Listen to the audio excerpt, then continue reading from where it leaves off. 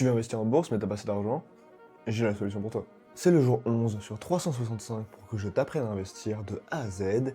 Hier, on a vu qu'il fallait diversifier pour ne pas tout perdre. Mais comment faire pour diversifier quand on n'a pas les moyens? En effet, si tu as bien suivi le début de la série, tu as vu que tu payais des frais dès que tu fais une transaction. Mais alors, pourquoi je te recommande de diversifier si dès que tu achètes une action différente, tu payes des frais en plus? Parce que depuis quelques années, il existe une arme. Tous les investisseurs, ne serait-ce qu'un peu expérimentés, savent de quoi je parle, mais bienvenue à toi si tu es débutant, je parle aujourd'hui de l'ETF. Un Exchange Traded Fund, un ETF, c'est l'arme absolue de l'investisseur paresseux. Choisir ses actions une par une, faire ce que l'on appelle du stock picking, c'est bien, mais c'est un peu risqué. C'est comme si on allait au marché et qu'on choisissait un par un chaque fruit. Une pomme, une orange, une poire, une pêche, une banane. On va se régaler sur chacun d'entre eux. Mais si la banane est pourrie, on doit l'acheter entièrement. Alors qu'un ETF, ça va jouer le rôle de panier garni. C'est comme acheter un panier où quelqu'un a déjà sélectionné tous les fruits pour toi. Et en un seul clic, tu achètes le tout.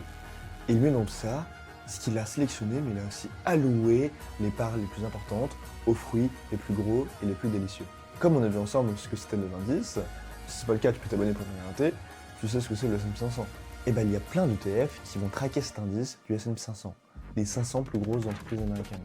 Si tu ne devais posséder qu'une seule action de chaque entreprise du S&P 500, il t'en faudrait pour plus de 100 000 $. Avec des ETF, tu pourrais investir dans chacune de ces 500 entreprises indirectement avec seulement 10 $. Et je rappelle, pour ceux qui n'ont pas vu les vidéos sur les indices, que ces indices sont auto-nettoyants. C'est-à-dire que si une entreprise ne performe plus bien, elle sort des 500 plus grosses et elle est remplacée par une autre qui performe mieux. On ne cherche plus à chercher l'aiguille dans la botte de foin, on achète la botte de foin entière. Et c'est pour ça qu'investir dans ces ETF, ça semble être une option limite parfaite, surtout pour les débutants.